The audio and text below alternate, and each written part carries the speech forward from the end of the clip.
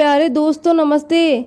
आइए हम सुनते हैं गरीब के ऑटो में शिव जी की कहानी को आधा अधूरा सुनकर भोलेनाथ का अपमान ना करें और कहानी को पूरा जरूर सुने। कहते हैं शिव जी अपने सच्चे भक्तों को कभी निराश नहीं करते। शिव को यदि अपने सच्चे मन से बुलाओ तो शिव जी कोई ना कोई रूप में आकर अपने भक्तों की मदद जरूर ही करते हैं। एक ऐसी ही कहानी मैं आपको सुनाना चाहती हूँ। ये कहानी एक रमेश ऑटो वाले की है। एक छोटे से शहर में रमेश ऑटो चलाकर अपने परिवार का पेट पालता था, लेकिन उसकी ज़्यादा कमाई नहीं होती थी। उसकी कमाई में से वो राशन खरीदता था और शिव जी की पूजा के लिए फूल और फल भी खरीदता था और हर रोज मन लगाकर शिव जी की पूजा पाठ किया करता था। जय भोलेनाथ, जय शिव शंभू। हे शिव शंकर, दुनिया से बुराइयों को खत्म करना, अच्छे लोगों का भला करना, दुखियों का दुख दूर करना। लेकिन रमेश खुद बहुत दुखी था। उसका परिवार बीमारी से गुजर रहा था। उसकी माँ जानकी बहुत दिनों से बीमार थी। वो बिस्तर से उठ नहीं पाती थी। रमेश को डॉक्टर ने कह दिया था, रमेश जी आपकी माँ कभी बिस्तर से नहीं उठ पाएगी। उनके दोनों पैर और कमर में जान नहीं है। रमेश चिंता में पड़ गया। उसकी माँ ने कहा, बेटा मैं तो आधी मर गई हूँ। ऐसे जीने से अच्छा है मैं पूरी तरह मर जाऊं। ऐसे कहते कहते रमेश की माँ रोने लगी। रमेश ने कहा, ऐसा मत कहिए माँ, आप मेरी माँ हो, आपका ख्याल रखना मेरी जिम्मेदारी है। भोलेनाथ पे भरोसा रखो, वो सब कुछ ठीक कर देंगे। रमेश शिव जी का भगत था। वो हर रोज 2 वक्त शिव जी की पूजा करता था। उसे भरोसा था कि शिव जी ही उसके परिवार की रक्षा करेंगे। हे शिव शंकर, मेरी माँ को ठीक कर दीजिए। मेरी माँ के सिवा इस दुनिया में मेरा कोई नहीं है। जानकी बोली, बेटा तू पूरा दिन ऑटो चलाता है और अब मैं बहुत ज़्यादा बीमार पड़ गई हूँ। तू शादी कर ले, बहू आएगी तो तेरी भी मदद होगी और साथ में मुझे भी संभाल लेगी। रमेश इस बात से सहमत हुआ। उसी गांव में एक गरीब औरत, उसका नाम ममता था और वो अनाथ थी। ममता शादी के लिए मान गई और दोनों की शादी हो गई। 1 साल के अंदर उनके एक बेटी भी पैदा हो गई। उन्होंने अपनी बेटी का नाम शिवानी रखा। लेकिन पैदा होने के 6 महीने बाद अचानक से शिवानी अजीब सी हरकत करने लगी। वो ठीक से अपना मुंह नहीं खोल पा रही थी। उसके पैर टेढ़े मेढ़े हो गए थे। ममता बहुत डर गई। जी देखिए ना, हमारी बेटी को ये क्या हो रहा है। पता नहीं ममता, शिवानी को डॉक्टर के पास ले जाना होगा। शिवानी को रमेश डॉक्टर के पास ले गया। डॉक्टर ने कहा, आपकी बेटी को वही बीमारी है जो आपकी माँ को है। ये बीमारी आपके वंश में है। रमेश बोला, लेकिन मेरी बेटी तो बहुत ही छोटी है। क्या इस बीमारी को ठीक नहीं किया जा सकता? डॉक्टर साहब बोले, किया तो जा सकता है, लेकिन उनका एक ऑपरेशन करना पड़ेगा। उसके साथ साथ 3 महंगे इंजेक्शन भी लगेंगे। रमेश बोला, कितने महंगे डॉक्टर साहब? डॉक्टर बोला, सब कुछ मिलाकर 10 लाख रुपए का खर्चा है। रमेश बोला, 10 लाख? ये सुनकर रमेश के होश उड़ गए। 10 लाख की बात सुनकर ममता ने भी आशा छोड़ दी। हम जैसे गरीबों के लिए इस दुनिया में और कुछ नहीं बचा है। रमेश बोला, 10 लाख तो हम पूरा जीवन काम करके भी नहीं कमा सकते। जानकी बोली, ये सब कुछ मेरी वजह से हो रहा है। मुझसे ही ये बीमारी पूरे वंश में फैल रही है। रमेश बोला, नहीं माँ, ऐसा मत बोलिए। भगवान शंकर सब कुछ ठीक कर देंगे। भगवान शंकर पर मुझे पूरा भरोसा है। मैं पैसे इकट्ठा करने की पूरी कोशिश करूँगा। रमेश दिन रात ऑटो चलाने लगा, लेकिन वो इतना काम करके भी फूटी कौड़ी बैंक में जमा नहीं कर सका।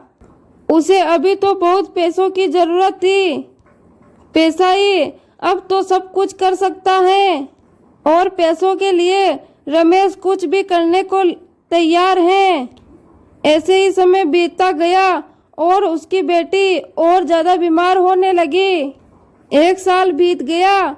उसकी बेटी चलना तो दूर, खड़ी भी नहीं हो पाई, और एक दिन बात बहुत ज़्यादा बिगड़ गई। उसकी बेटी खून की उल्टियाँ करने लगी। ममता बोली, ये क्या हो रहा है बेटी, तू ऐसा क्यों कर रही है? रमेश बोला, ममता, इसे डॉक्टर के ले जाना होगा, चलो तुम मेरे साथ। ममता अपनी बेटी को लेकर ऑटो में बैठ गई और रमेश ऑटो चलाकर अस्पताल पहुंच गया। डॉक्टर शिवानी का चेकअप करने के बाद कहा, आज शाम तक आपकी बेटी को एक इंजेक्शन लगाना पड़ेगा। इंजेक्शन नहीं लगाया तो आपकी बेटी जिंदा नहीं रह पाएगी। एक इंजेक्शन की कीमत 2 लाख रुपए है। रमेश, 2 लाख? आज शाम तक मैं 2 लाख कहाँ से लेकर आऊँ? डॉक्टर बोला, 2 लाख लाना पड़ेगा, नहीं तो अपनी बेटी को खोना पड़ेगा। डॉक्टर ने तो ये कह दिया, लेकिन रमेश को कुछ समझ नहीं आ रहा था। उसके ऑटो में शिव जी की एक मूर्ति थी।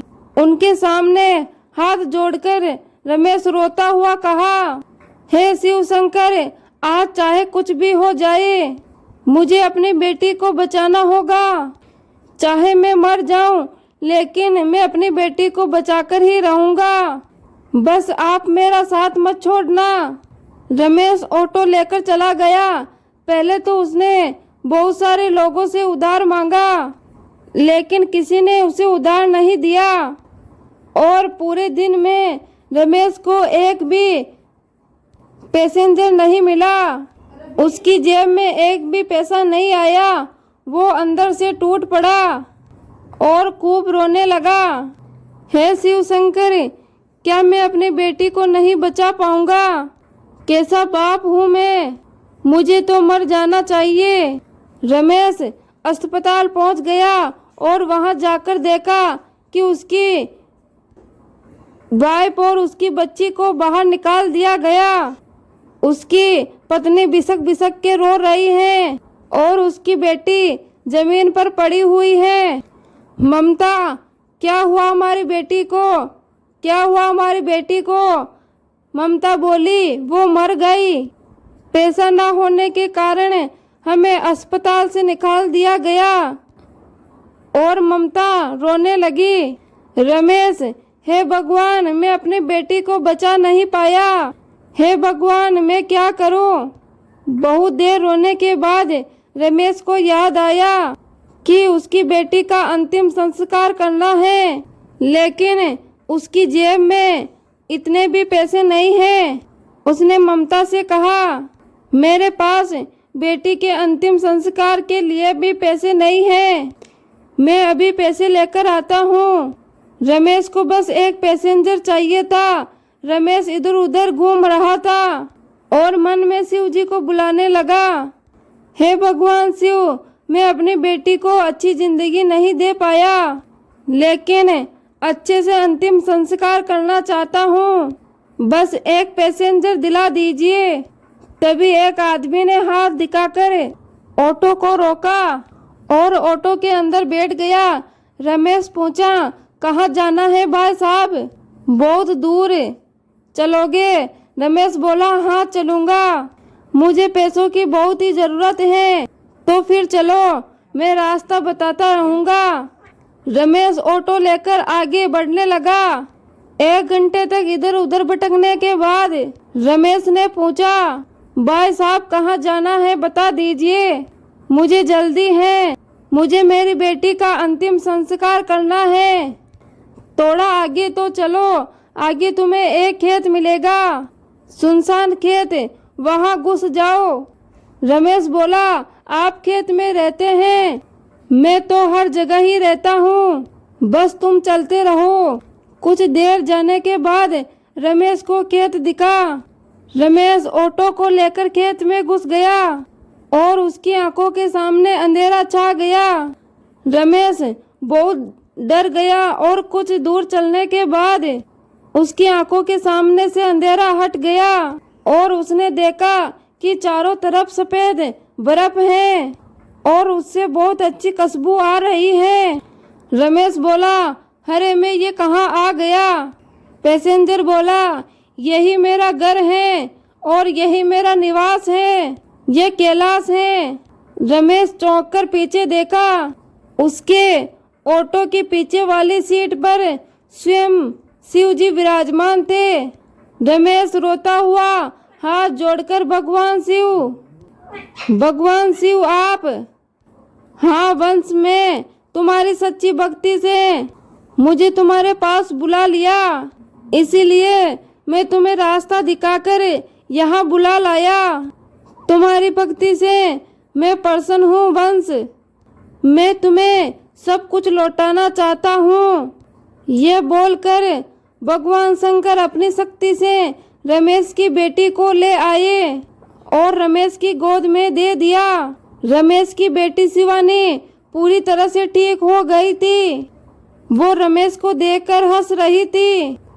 वंश, अब तुम लौट जाओ, तुम्हारी पत्नी और तुम्हारी माँ तुम्हारे घर पर तुम्हारी प्रतीक्षा कर रही है।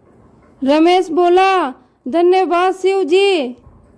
और रमेश अपनी बेटी को लेकर घर लौट गया।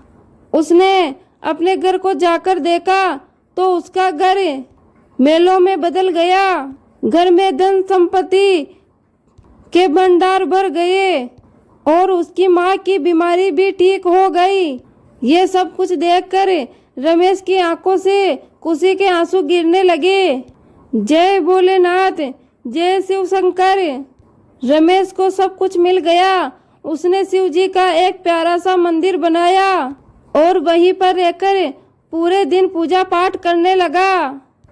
और अब भोलेनाथ की कृपा से वो खुशी से अपना जीवन जीने लगा।